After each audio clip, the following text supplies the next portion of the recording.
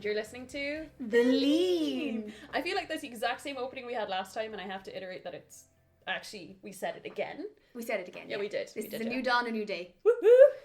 Oh my god! So today's episode, Ciara, give us a... Okay, so today's episode we are talking about something that is very, very, very close to my heart. Mm-hmm. Today's episode is entitled What We Think Team Interpreting Is. Mm-hmm. I love team interpreting. A wise woman once said, teamwork makes the dream work. To point out, that wise woman is Ciara Grant herself. It was me. Yeah, it was you. I love, there's nothing that brings my soul greater joy than working in a team. I don't think that's being dramatic. I think that's honestly just being truthful to who I am. All my favourite jobs have been as part of a team, whether they've been really difficult tasks or not. I just love working as part of a team. I just love it. But I mean, there's so much to teaming. I mean, you have backup, so if you don't say something properly or you forget about something, you've got someone else there who can bring up points. If you're like, in the prep conversation part of things, setting up for a conference or a meeting or whatever, you've got the second brain, the second head to be like, well, what about this? And you're like, oh yeah, love that. You've also got the unconscious support that someone is there. Mm-hmm. Hence the name of our podcast, The Lean, in case you didn't tune into our previous episode. Knowing that someone is there to support you and if you need it. Yeah. And even if you don't need it, even if you just like that feeling of reassurance. Well, that's to pull you through. That was one of the things I have in one of my notes about you've got teams who actively work together. So like you and I, when we work together, it's always been active, leaning into each other, hence the lean, or feeding things or writing notes down between to like support each other. But then you also have teams where you work with someone and you're like, oh, they're looking at their phone and I missed that number. And looks like we're just gonna keep on going through. Yeah. Which I think is important to point out when it comes to teamwork. It starts before you actually arrive to what you're interpreting. It very much is in the preparation. It's very much in those conversations you have before, and you explain how you like to work and you see how they like to work and how you can kind of bridge that gap between both your working styles, if that makes sense. Absolutely. Deborah Russell has like 3 or 4 papers on conversation. So Deborah Russell is the ex-president of the World Association of Sign Language Interpreters. And I've been doing research into team interpreting, which is the only reason I can pull a reference out of the hat. I was like, that was very impressive, Romy. It'll never happen in any episode ever again, you watch. But no, Deborah Russell has done a lot of work about how interpreters communicate before tasks, on tasks, and after tasks. Yeah. And she constantly states the importance of communication. Yeah. Which is, ironic. I was just about to say a bit ironic, but like true. Absolutely true. Because if you don't know what your colleague needs or wants, like it could be curveball after curveball. Is the last additional stress you need on top of interpreting. Exactly. Oof. I love our job. So do I. I love our job so much. I mean, not just the podcasting queens that we are. Aside from world domination. Absolutely, which is basically what this is all about. Yeah. Do you have like a favorite memory of like one of your favorite teaming experiences? It doesn't have to be with me. It does not have to be with me. Okay. That wasn't even on my list of things to talk about. But that was a good question, Romy. Hold on, give me a moment. I'm trying to think. I think definitely my favorite tasks in Ireland have always been with you as a team interpreter. No, like, and that's 100% serious. When we had that evening task with you, me, and another interpreter, yes. You know the one. That was a stressful job, but the 3 of us worked so well together. If we didn't have that, if we didn't have such a solid team. I agree. And as well, if we didn't have, I think what was so beautiful about that team was, it was a difficult job. Oh, it was There was a lot of demands, a lot of challenges. It was really enjoyable to do. It was, but really enjoyable. I think part of the enjoyability, if that's even a word, is that it was us as a team. Yeah, but it really kept us on our toes. But what was so good about that was because if I was stuck, or if I paused, because I in a voiceover, for example, and I was trying to figure out what it was, or to just get right word at the tip of my tongue, I had someone in my ear straight away. Yeah. And it wasn't like, I'm taking over this interpretation, I'm not going to give back to you. It was very much, there's your support, okay, keep going. I think there's such mutual respect between you and I and between our other team members. Well, I don't want to say their name in case they don't want to be mentioned, but like, I genuinely feel there was such respect for each other's work and ability that there was never a question of, oh, you don't got it, let me take it. Like, egos were at the door. Yeah. Now, I understand, of course, in some situations where at the end of the day, it's who you're interpreting for. That's the most important part of the situation. Absolutely. It's not you. It's not your ego. It's not what other people think of you. It's someone else. Because, you know, you're becoming their voice, if you like. It's how people are going to judge them. Mm-hmm. So if you're getting stuck on something and it is just not working well and it's just looking bad, to be honest, and that's going to reflect badly. If you have a team interpreter who kind of says, maybe just I'll tap in and not be afraid to be like, okay, you do it. Because I think as well, being self-aware when you're in a team is so important.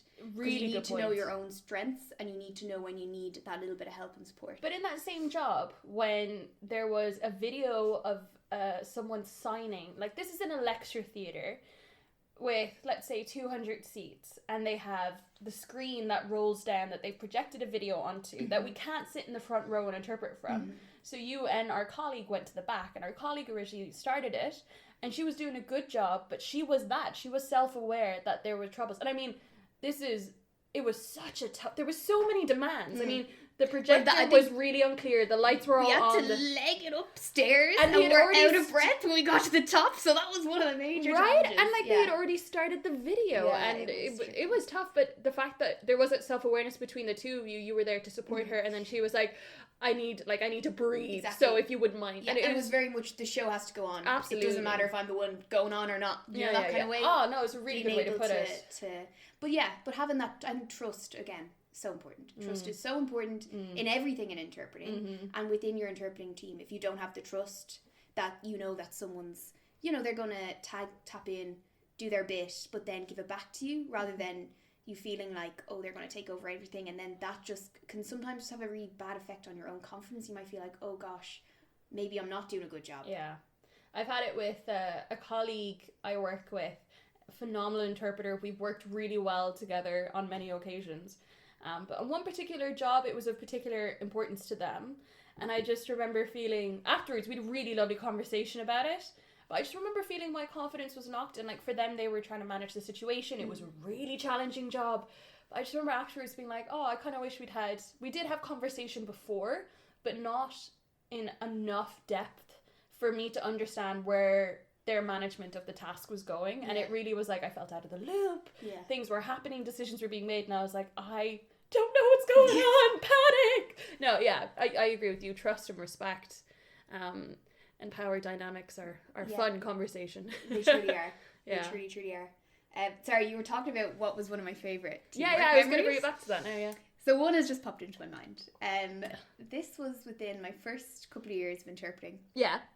And I was very, very lucky to have a regular team interpreting job with someone that I worked with every single week. So it was brilliant, and they became a little bit like my interpreting mentor. Oh, my interpreting big bros, I like to call them. Oh, I know who you're talking about. Yeah, we'll meet them later on in one of the episodes. Yeah, we will. My sensei. But there was one particular occasion where the person we were interpreting for, they were standing up and they were presenting in sign, and they wanted to break the ice of a whole situation. So they wanted to tell a deaf joke, so a joke that would be said in the deaf community. And my co-interpreter was on and had already heard the joke, like I'd say a few times. Yeah. But still cracked him up every single time. So much so, he couldn't even get as far as punchline. Every time he went to start to say it, he just burst into fits of laughter. And then, just couldn't hold it together. Eventually, no, actually, sorry, I'm going to have to get Ciara to take it over. But it was beautiful. Well, first it was really funny. And so it certainly broke the ice. And it was actually just like a great atmosphere. And I suppose not being afraid to admit when you're you just can't go on. Absolutely. But lovely that there was that kind of team moment where you could just tap it over. And I think a very clear example of when you may need your team interpreter to step in. I think I always need a team. I mean, sometimes, me too. But sometimes I'm in my own world. Yeah. And you have an off day and you're on your own. You're like, look, I just got to do the job. And you come out and you're like, shit, I should have thought of X, Y, and Z beforehand. But as part of a team, two heads are better than one. Yeah. And if you've got someone you can communicate with, that you trust, that you respect, I mean, it has all the ingredients for success. Yeah. To be. Yeah, and I think as well, that kind of brings us to feedback and how important that is, because a lot of the time as an interpreter you may be working by yourself with kind of limited opportunities to get others to feedback on you. And you have to kind of do a lot of self-analysis, which can be tricky. Also, it gets a bit stale. Yeah, and maybe you're just missing things, because that's Absolutely. normal, like you just become unconscious to things. I think really important to have your team, and never to be afraid to ask for feedback. And I think also when you're giving feedback, important of course to do it in the right way. You don't want to like knock someone down, because that's not going to help anyone. At the same time, you don't want to give overly positive feedback, because that's not going to help you either. So I think having that nice balance, or even doing something like, again, we're talking about preparation before you even begin your job, how you work, what strategies you're going to use, and maybe including that in like, okay, afterwards we'll debrief. Do you mind looking out for this, and this within my interpretation? Because I'd really appreciate feedback on that. Well, no, I remember having a conversation with an amazing interpreter, and we were talking about teaming. And she was like, some days you don't want feedback. And it's nothing to do with who you're working with or the situation, but sometimes you're not in the right mindset. And I was like, actually, that's such a good point. You can, before a task with your team interpreter, mark that you want X and Y and Z to be looked at, or just an overall idea. But sometimes you can go into a job and your colleague could be like, oh, I'm ready to give you feedback. And you're like, would you mind we don't do it today? Can we put it off, or next time we work together? Because it's such a small community, you are guaranteed to see each other. You are guaranteed to see each other again. I thought that was a really important point as well. I suppose being very open and honest with your team interpreter. That's, again, back to the clear communication. That's it. I mean, that's what Russell says all the time. Like, she was talking about before a task, whether it's a hearing interpreter team like you and I, or a deaf interpreter, which we'll come to in our next episode, and a hearing team, that how you communicate and look for strategies and just being open and honest is amazing. But it can be very difficult to get to that point with your colleague. If you've never worked with someone before, you've heard of their reputation, whether it be good or bad or amazing, it's very difficult to get to that point, I think. It doesn't happen automatically. You, me, and the Terps, which I'm going to get Ciara to explain in a second. I mean, for all of us, it's fairly easy to click because we all went through training together. I think, we went through the dark days, exactly. So we know each other.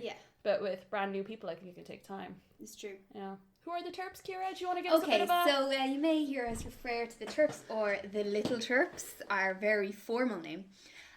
Myself and Romy trained with a wonderful group of interpreters. We were the best cohort. Truly wonderful. Absolutely. Our class, we called ourselves the Little Terps. Little Terps. We continue to call ourselves the Little Terps. It's been like, I don't know how many years. 4 since we left. Oh my god. 8 since we began. Oh my god. Anyway, sorry. Existential crisis. Yes, anyway. Yes, and we are lucky enough to have 2 of these Little Terps here with us today. Yes. The wonderful Aisling and Orla will be joining us to talk about what we think team interpreting is. Because so far we've been talking about what Ciara and I think of it. Exactly. But every episode we will have guests on to see what other people think about it as well. And it's important to see what you think team interpreting is as well. So, feel free to let us know what you think too. Tweet us, email us, mention us on Instagram. Go visit our Facebook page. Woohoo, so many social platforms. Oh, look at us go. Look at us go. Can we talk about power dynamics? Yeah, we kind of touched on that a little bit in being like... Yeah, when you're working with the team. Yeah. And whether they've got a good reputation or not. What I will say though is sometimes in a situation, naturally someone will have more power, because if they have worked in that situation before and they have a great history and a great rapport and a great trust level with those involved, take the lead, do your thing. Oh yeah. You know what I mean? Absolutely. And there are people out there who have so much experience. They've been out in the field for a really long time. They're well respected. They're phenomenal interpreters. That is a power dynamic that's worth, take the lead, go for it, no problem, no rush. Be over here fangirling. Don't mind me. Do it all the time. Can I just say that's literally been my life for the last 3 years. Every person I have interpreted with has been a god of my world. Literally. And I'm like names in books that I'm now meeting in real life. And I just I'm meant to work with you.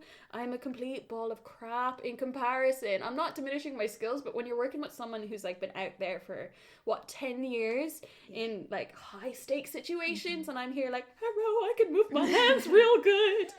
Oh my god. But those power dynamics, it's just being aware of them, I guess.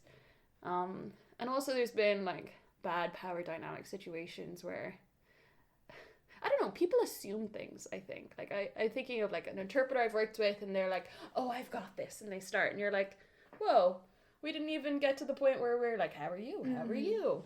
Again, have you done this job before? I think not? self-awareness important, but equally to be aware when others, as you said, are incredibly experienced. Oh, absolutely. And, like, icons. That's a really good point, yeah. Where you can really use those kind of situations to learn from them. Not just work together, actually learn. Actively learn. You know? Yeah. Yeah. I've worked with a deaf interpreter once, and the only reason I bring it up is it's the communication and the trust and the respect. And this interpreter, she's, my God, phenomenal. She's incredible. And I remember we had the conversation beforehand about strategies, and it was very different because, I mean, with voiceover, it was on me. Yeah. Obviously. You can do it where a deaf interpreter signs it to their relay interpreter who then voices it, but direct is always better.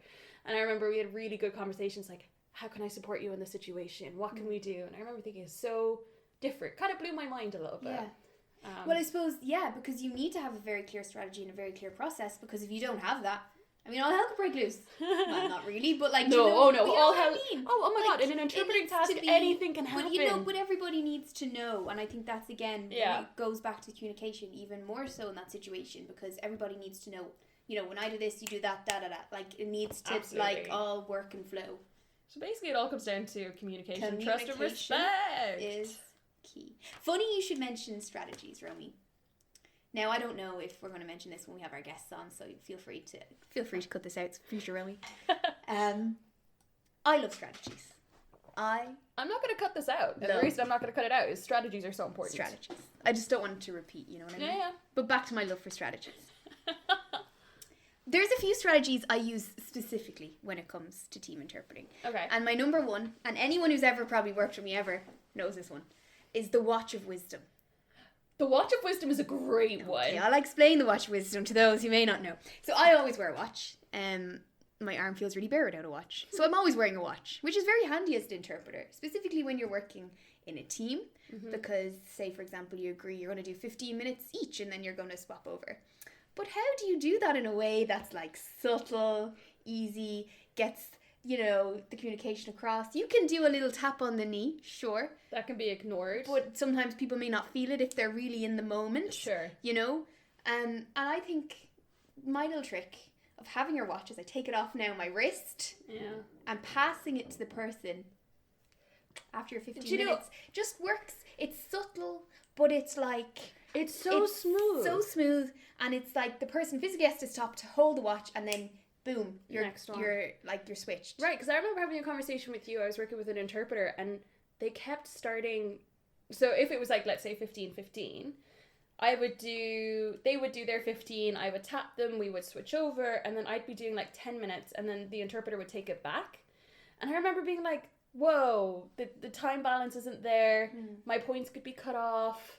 Also, this could lead to burnout for my colleague. And I remember asking you about it. Like, we had like an umbrella confidential conversation going on. I don't even know if that sentence made sense. But anyway, we chatted and that was your Watch of Wisdom moment. Watch of Wisdom. But it's not just clear to your interpreter. It's clear to who you're interpreting for. That's really good point. Yeah, because they know, okay, there goes the watch. Okay, we're switching. You know what I mean? Such a good point. So, and it just works. I love it. Because at the end of the day, we're all a team. Everybody involved in the whole situation. Not just the interpreters. We're all a team. What did I say? I said teamwork makes that dream work. And here I am living the dream with my watch. Give me another strategy then. Okay, another strategy that I like is... yes, now this is more specifically, I would say, for like conferences or something like kind of lecture based, something like that. When they use names or like the names of speakers, especially if the names of speakers are quite confusing. And look, I'll be the first to say my spelling's not great. I try my best, but sometimes spelling's hard, especially names that you've never, ever, ever come across before. Like from different cultures and countries. Yeah, so having that again goes back to the prep. Having the names written out kind of big so that your team can like hold it up for you when the name comes along and down. Yeah. So easy, but it just makes things so much smoother. It also makes it look much more professional. I've worked on camera at like massive, really big conference And this was an international one with names coming from all around Europe. And I was like, no way. And my colleague, she's the same as you. She does the like hold up of card with the name, and it just looks so smooth. When you're watching the camera as well, you're like, oof. It's just... she knows that name. Yeah, it's just... I think it's just... It works really well. It does. It's just one that I love. It's also a very good control of the demands, huh? Robin Dean and Pollard would be so proud of us right now. So they're a couple of my favourite strategies. They're ace strategies as well. So that's what we think teaming is. That's teamwork. That's what I think team interpreting is. Yeah. You know, and I think we've covered a lot of points there. There was a lot in that. Yeah. A lot. And the exciting part is next we'll have our guests. And they'll give a little bit more perspective what they think teamwork is. What they think team interpreting is. Can't wait to find out. Legends of our time. Yes! Aisling and Orla coming up next.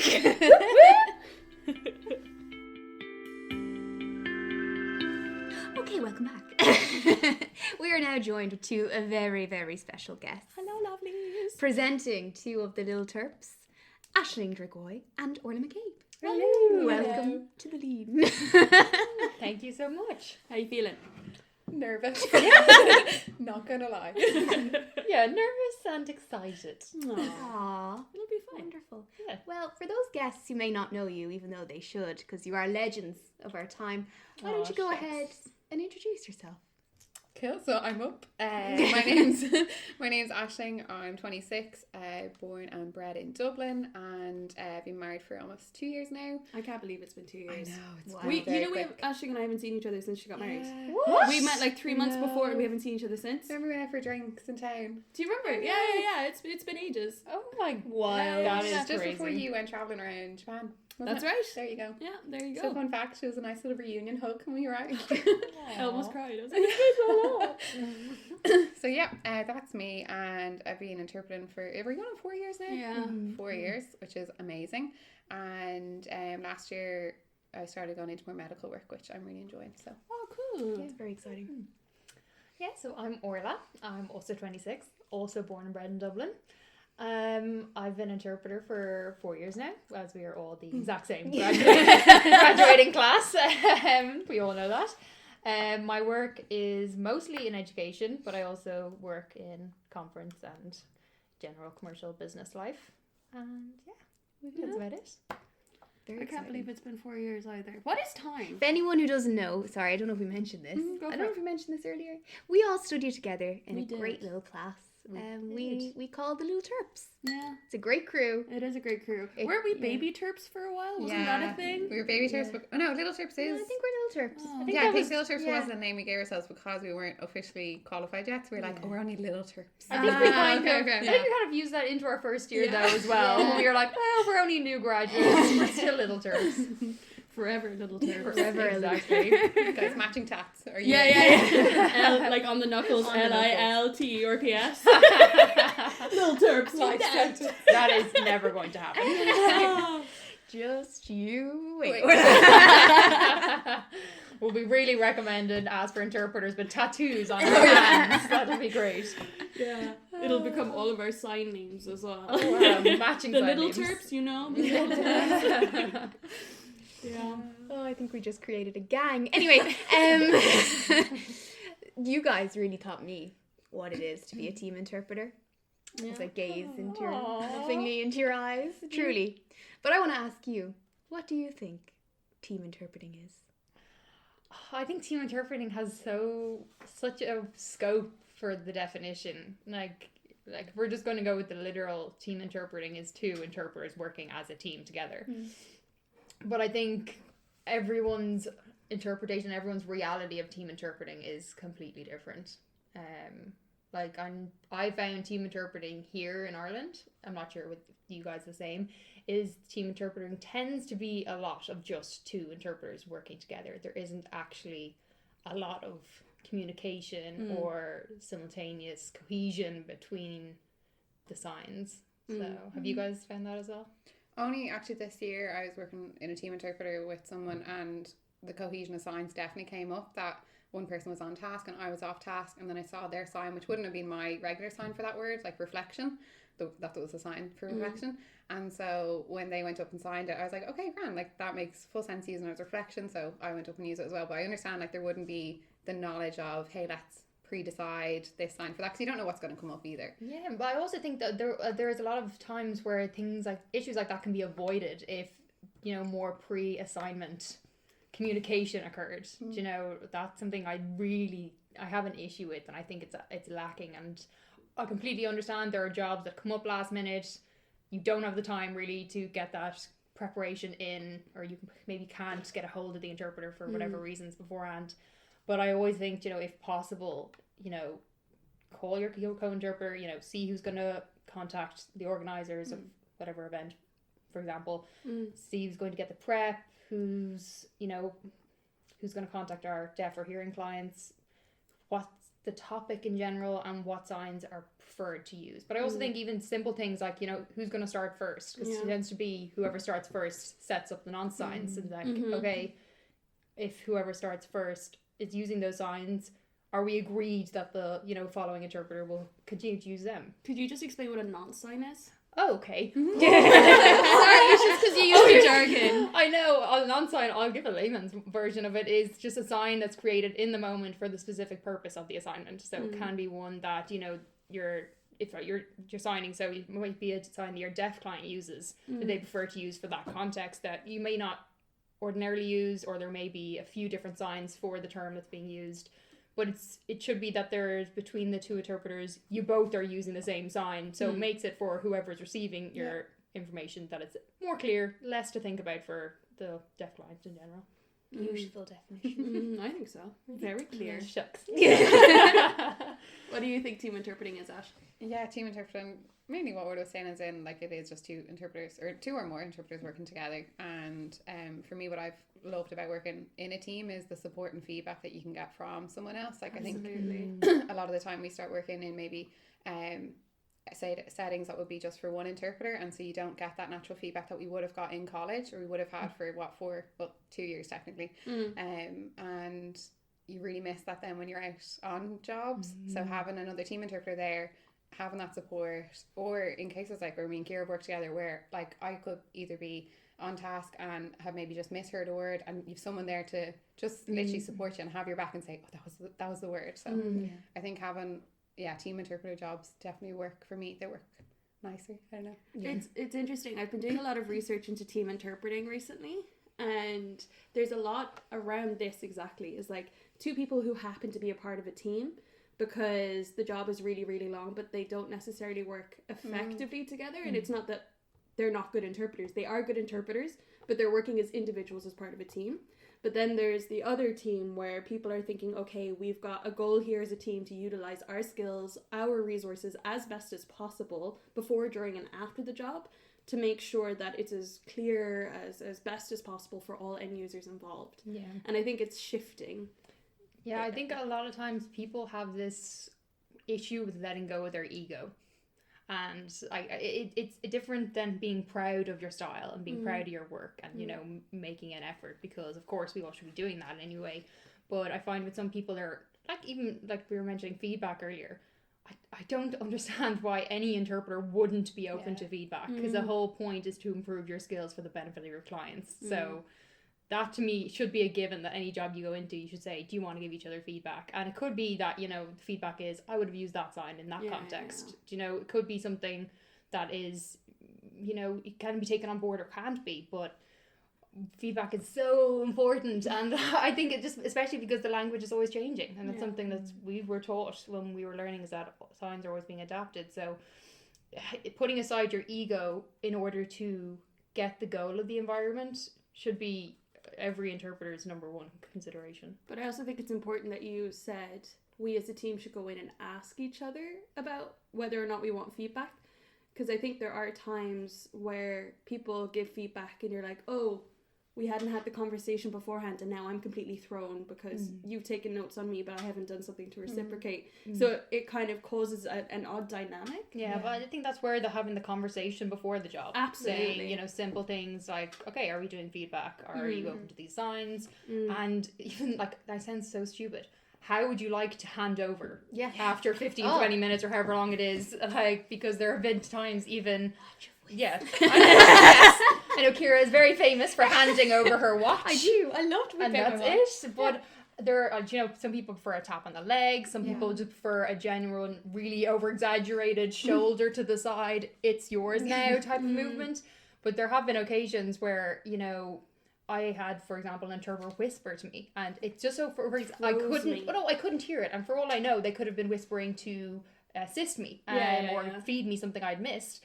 And I couldn't hear it, so I kept going and kept going and kept going. Wow. And after 45 minutes, they didn't try when again. there was a natural break, I eventually said, that when there was a natural break and everything stopped, I turned and I was like, you said something to me, what was it? And they said, oh, it was my turn. And I was like, whoa, straight away, we need to have a conversation. Yeah. You have to take it, you know, because it's not going to benefit anyone if my, you know, processing starts to deteriorate. It's not going to benefit the client, and, you know. I had the opposite. Only recently, we were working with a team interpreter, and you know when you go off at the kind of quarter past, it had gone just slightly over, so I wrote that down in like our little notes and passed them over and saying, I left you on a little bit longer, hope that's okay, thinking that I'll still be taken off at the half mark, and the poor team interpreter just hadn't realised what time they were taken off at, so literally it just goes all the way up until 1:45. Oh no. And Ashley's there like, this feels long. I'm sure it's not my go anymore. Yeah, but issues like that are simple things that in a 2-minute conversation on the phone before a job can be, you know, sorted out. So Communication. yeah, communicate. Funnily enough, all our jobs are communication, and sometimes we do it quite poorly. Yeah. Is there any one team interpreting experience that like sticks out in your mind that you're like, that's team interpreting? Or for the opposite reason, like, that's not team interpreting? I have lots of them, that's not team interpreting, but I won't go there today. No, I think for me, it was that just job recently as well, and the team interpreter would be more familiar with that dynamic, and so we had chatted beforehand, and they were letting me know and catching me up on different meetings that had happened and taken place beforehand. Nice. So that was they really, had a lot of context. Exactly, a lot of context, and there was what do you say, like, yeah, there was more than one deaf person present, so like different voiceover work may have included both of us speaking at the same time, and this person would be more familiar with the signing styles of the deaf people who were there, and I wasn't that familiar, and so certain signs that I had never seen before, or even that were just maybe like name signs or something. Yeah, or specific to that person, that's just how they sign this certain terminology. Non-signs. Hey. Hey. For a deaf person, is it a non-sign as well? That's a good It question. could be a home sign or just home sign. or location assigned based on, you know, where they live. Or like it could be. Yeah, I would have probably said that this person used more home sign. That would be my kind of perception of it.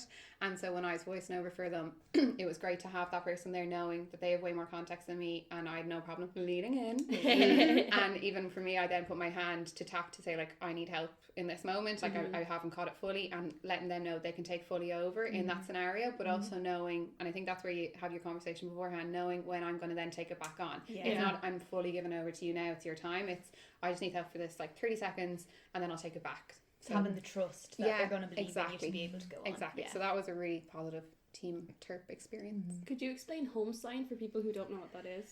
Thank you, Romy. I was Sorry. hoping you would ask. Sorry. Romy Dictionary O'Callaghan. I'm just thinking there could be people who have no idea what sign very language true. is. So Based Our on, broad audience. based on no research on this, my definition Apart from of your 4-year home sign- degree. There we go. Yeah, my definition of home sign is a deaf person who has grown up in maybe their home environment or their location, and signs that they would use for certain words. So the maybe established sign for table would be used by the wider deaf community, whereas in their home sign they used a different sign for table, for whatever. that was Great. beautiful. That was lovely. Cool. Examples of good team interpreting. I have one excellent, the dream example, which was an event. Better involve one of us. Yeah. Were we all there at the same time? It does not. It was not with Was you it guys. a 4-person team? Could you imagine? That'd be fun. No, I had a really, really great interpreting assignment recently, and I can talk about it now because it's all public. Where I was one of the 2 interpreters interpreting for a TEDx event. Oh yeah. And there was a deaf presenter, a deaf speaker, and a lot of hearing speakers. But in the days and weeks coming up to the event, we were involved in all the workshops, we were involved in all the prep, we had one-to-one meetings. There was so much conversation and such a good rapport and relationship between the organisers and between everyone involved, like including speakers, that it's seamless. It was one of those just really satisfying, beautiful interpretations, because so much work had gone into it, so much work had gone into the hearing speaker signs, because I'm not sure you all know, TEDx speakers tend to be very specialised. They tell very personal stories, very emotional stories as well, but it's also a really big moment for any speaker to be up on that stage and be on that red dot. So for us as team interpreters, we really had to kind of, decide who's going to be doing which speech, how are we going to work in the room, because there's cameras, there's lights, it's recording, it's going to go out on YouTube just like this where everyone's going to see, but we had such a great relationship with our deaf client and with the hearing organisers that it was just beautiful. And did you guys have many conversations as a team? Yeah, we did. We had a WhatsApp group. We had many of them set up between like us and the organisers, us and the speakers, then us and the deaf client, and then just between us ourselves, kind of just negotiating how things were going to work on the day. I actually was an interpreter who came in second. I replaced someone else. So a lot of the initial organising was done before I got there. Oh my God. Nice. But we were able to communicate really clearly. We'd already decided, who's doing the voiceover for our deaf speaker, how we would best support each other. We had set it beforehand. And it was all very, very open to feedback. It was all, let's do what's best for our clients. We're going to do what's best for the audience, and we really got to collaborate. It wasn't just, go in, interpret, do your job. It was very much like, how would you like to sound? How would you like to come across in this tone? And it came across so well. I was there in the day and I literally bawled. I was like, it was great. Everybody look it up, Joanne Chester, TED Talk, just saying, give her a shout out. I watched it. I was working at a job where I was basically on call. And it came up and I watched it and I started crying. And then of course my deaf client tapped on my shoulder, so I just quickly yes! It was amazing. Oh, but it just shows. Do you know what I mean? It shows that when the effort is put in, when the time, consideration, the goal of the environment is thought about, you make people cry, touch on emotions, because you get the true core message and tone across. And I suppose it's not just you and, as you mentioned, you and the other interpreter working together. It's you, the other interpreter, and the your deaf clients, client, you working together, the organisers working together, everybody working together. A collaborative effort. Teamwork makes that dream work. Oh, good Lord. That came in the first part of this episode too. This is the third time I've said that today. You're welcome. That was pretty much our motto of the entirety of our interpreting college years. That and power posing. Power posing, true, which we encourage all interpreters to do. Make sure to check out the preparation episode, actually. It comes up. That comes up. Just saying. Love a good power pose. Yeah. Plug. There's a point in one of the episodes where we plug ourselves on our own podcast, and I think it's hilarious. It's so meta. It's amazing. I'm pretty proud of it, I'm not gonna lie. Me too. I'd do it again. Roll forever. Roll with it forever. I suppose that leads to us finally asking, what is your top tip, your little pearl of wisdom that you would like to float out into the universe and capture the hearts of the audience? Beautiful. Well done. Right? Thanks. Get a pen and paper. Write this down. No, I'm kidding. For me, I think my top tip would definitely be if I was talking to another interpreter working in a team environment, is your attitude is everything. So I would happily work with someone who had a good attitude and open to feedback rather than had the top skill.